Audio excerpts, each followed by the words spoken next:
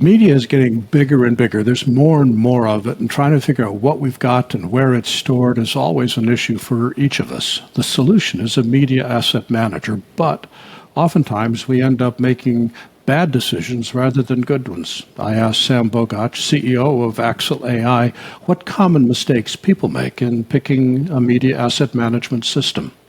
I would say the biggest mistake historically has been in committing to large and cumbersome enterprise systems.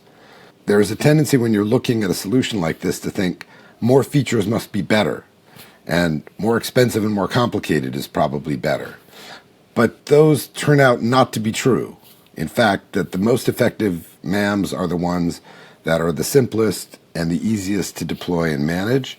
And so we've definitely seen that historically, and we're also seeing a shift back from that as people realize where to strike that balance, let's say. I was just thinking, Sam, that there's really three ways that we can do media asset management. There's legacy systems, there are systems which are stored locally on-premise, and then there's also cloud. What's your opinion on those three? I think each one has a place. So the legacy systems make perfect sense in the environments where they're already installed and they're already generating benefits to their customers. There's no reason to switch off of one of those if it's been a positive experience and if you feel like you're getting a good return on that investment. And likewise, when it comes to the cloud systems, particularly for lighter weight deployments where there isn't a huge amount of media and where you want the benefits of these systems without making a large investment, then certainly a cloud MAM is a sensible approach.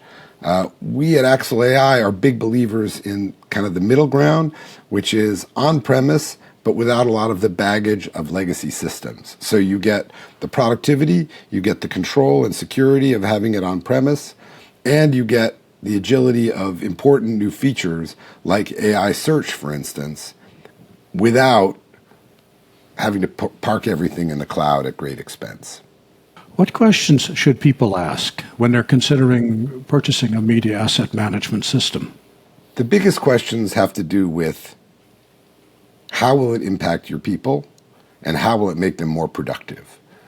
Really, productivity is the reason for this. There's very little reason to have a media management system if it's not going to help your people get more work done.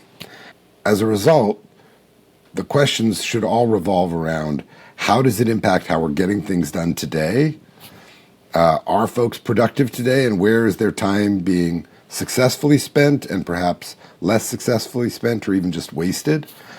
And it turns out that the biggest time sink here is search. That search is a huge time waster, and people want that to happen faster. But if you do it at the expense of breaking up existing workflows or forcing people to move media to some place it isn't today, then it's a mixed bag. So we at Axle AI believe that the smartest thing you can do is not disrupt their current workflows, but do enable faster, better media search. Sam, thanks for joining me today. My pleasure.